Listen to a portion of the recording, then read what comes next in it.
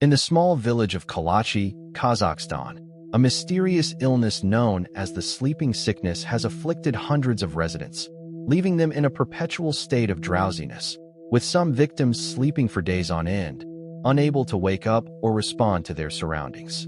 The cause of this illness remains unknown, and the only clue is that it seems to be related to the environment, with some speculating that it may be linked to a nearby uranium mine, which has been in operation since the 1960s, or other environmental factors such as pollution from a nearby industrial site or contaminated water supply. The village's remote location, nestled in the heart of the Kazakh steppe, has made it difficult for scientists and medical professionals to investigate the illness, and the lack of adequate medical facilities and resources has hindered efforts to treat and care for the affected residents. The village of Kalachi is a small, rural community with a population of around 600 people, and it is located in a remote area of Kazakhstan, far from the country's major cities and industrial centers. The sleeping sickness first appeared in the village around 2010, and since then, it has affected nearly a quarter of the population, with some families being hit particularly hard, losing multiple members to the illness. The symptoms of the illness are varied, but they typically include excessive sleepiness, dizziness, and headaches, as well as nausea, vomiting, and muscle pain. And in some cases, the illness has also caused memory loss, hallucinations, and even paralysis, leaving some victims unable to move or respond to their surroundings. The villagers have been forced to live with the uncertainty and fear of the illness, not knowing when or if it will strike again, and the lack of answers has taken a toll on the community's mental and emotional health. You're watching Mind Blown, where we uncover the stories that defy explanation, and the sleeping sickness of Kalachi is one of the strangest medical events of the 21st century. The mine closest to the village is the abandoned Krasnogorskiy uranium mine, a Soviet-era facility that operated for decades before closing in the early 1990s after Kazakhstan gained independence. When Kazakh scientists finally descended into the old mine shafts in 2014 and 2015, they discovered that the tunnels had been slowly flooding with groundwater, and as the water rose it displaced pockets of gas, pushing concentrated carbon monoxide and hydrocarbon vapors upward through the soil and into the village above. In laboratory tests, air samples taken from basements and low-lying areas of Kalachi showed carbon monoxide levels high enough to induce drowsiness, confusion, and loss of consciousness, closely matching the symptoms the villagers had been reporting for years. The Kazakh government announced the carbon monoxide theory as the official explanation in 2015, and authorities offered to relocate all residents of Kalachi and the neighboring village of Krasnogorsk to safer areas at the state's expense. Around 70 families accepted the resettlement offer and moved to the regional center of Esel, roughly 150 kilometers away, but a significant number of residents refused to leave, saying they had lived in the village their entire lives and had nowhere else to go. Those who stayed reported that the sleeping episodes decreased in frequency after 2016, although scattered cases continued to surface, and some researchers cautioned that the carbon monoxide explanation did not account for every feature of the illness, including the hallucinations some victims described as vivid, terrifying visions of snakes, worms, and dead relatives. Here is where the story takes a turn. While the sleeping sickness of Kalachi is a unique and intriguing case, it is not the only instance of a mysterious sleeping illness in history.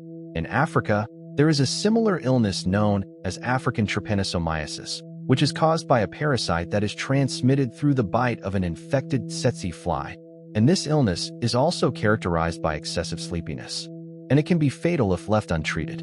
African Trypanosomiasis comes in two distinct forms, each caused by a different subspecies of the Trypanosoma brucei parasite.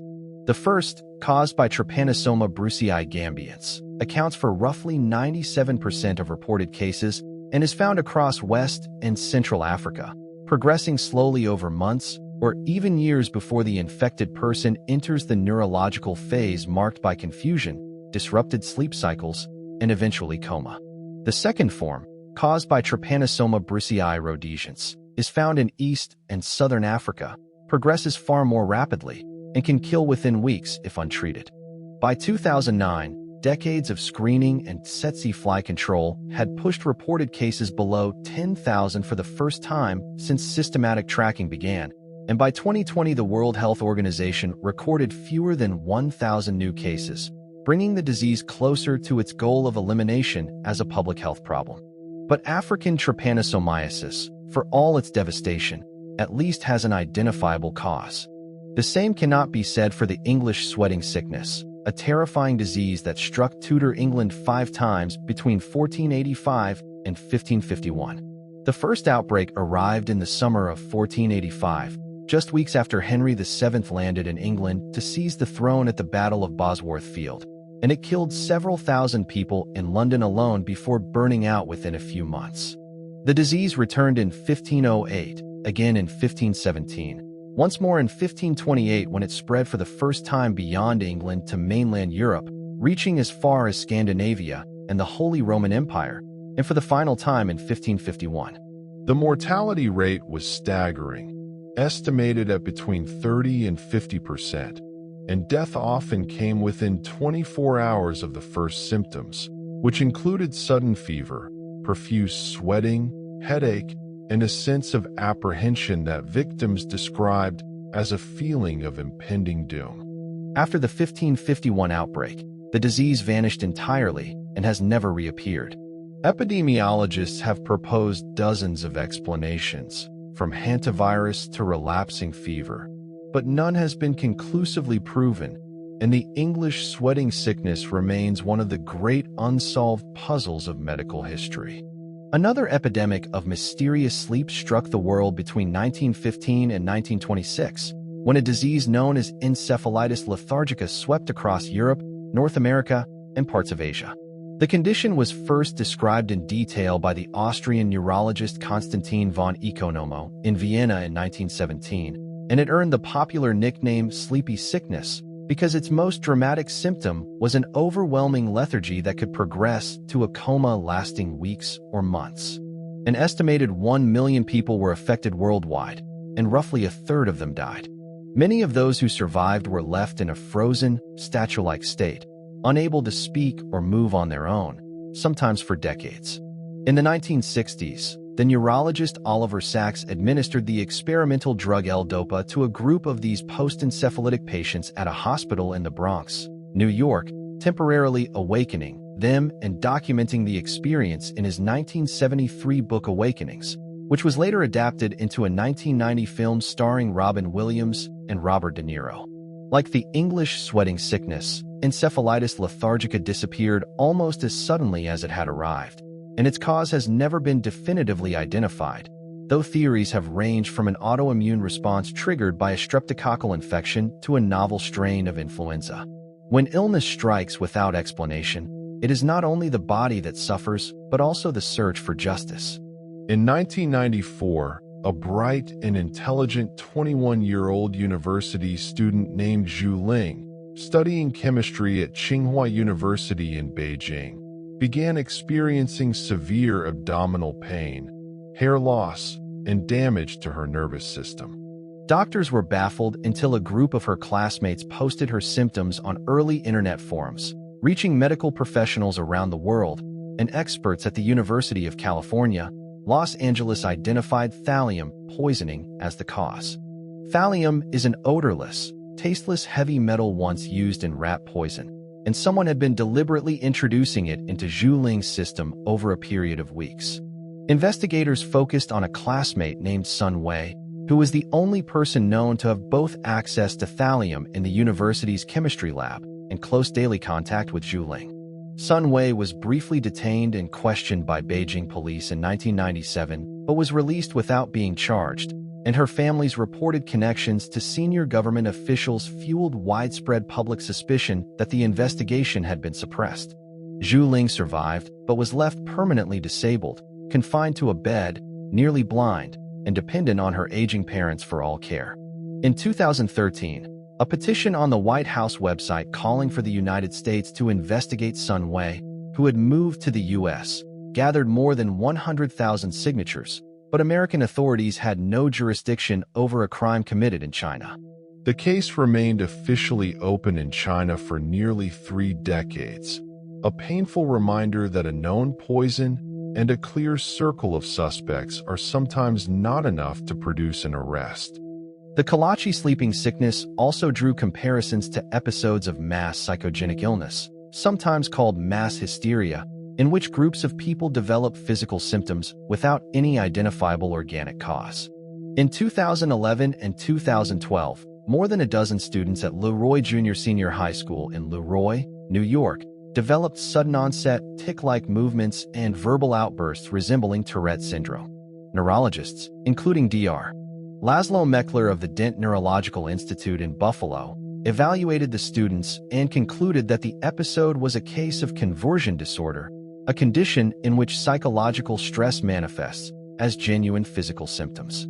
Environmental investigators tested the school and surrounding area for toxins, including residues from a 1970 train derailment that had spilled trichloroethylene near the campus, but found no contamination at levels that could explain the symptoms. The Leroy case illustrated how difficult it can be to separate environmental explanations from psychological ones, especially in small, close-knit communities where fear and anxiety can spread as quickly as any pathogen. Back in Kalachi, even after the official carbon monoxide explanation was announced, some affected residents reported symptoms that lingered for months, including chronic fatigue, difficulty concentrating, and personality changes.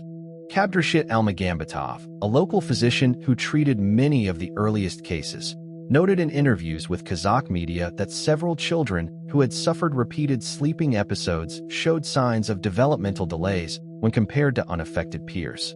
Blood tests conducted on victims between 2013 and 2015 revealed elevated levels of certain heavy metals, including lead and zinc, though not at concentrations typically associated with acute poisoning. And some toxicologists suggested these metals might have acted synergistically with the carbon monoxide and hydrocarbon vapors to produce the unusual neurological symptoms.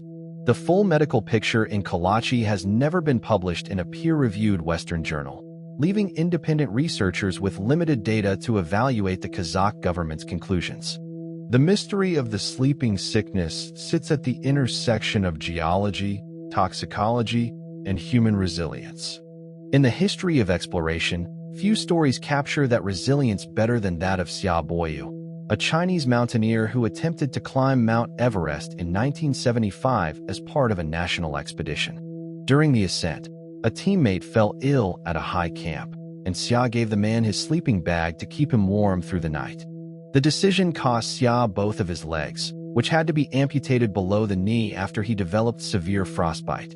Undeterred, Xia spent the next 4 decades training with prosthetic legs and attempting the summit again, only to be turned back by the 2015 Nepal earthquake and the 2014 Khumbu icefall avalanche that killed 16 Sherpas. Finally, in May 2018, at the age of 69, Xia Boyu reached the summit of Everest, becoming the second double amputee in history to do so, after New Zealand climber Mark Inglis, who summited in 2006. When asked why he kept returning to the mountain after so much loss, Xia said simply that the summit was something he had promised himself, and breaking a promise to yourself was worse than any frostbite. Whether it is a village in Kazakhstan where people fall asleep without warning, a Tudor epidemic that killed in hours and vanished for centuries, or a neurological plague that left its survivors frozen in time, the history of unexplained sleeping illnesses reminds us how little we truly understand about the human brain and the environments we inhabit.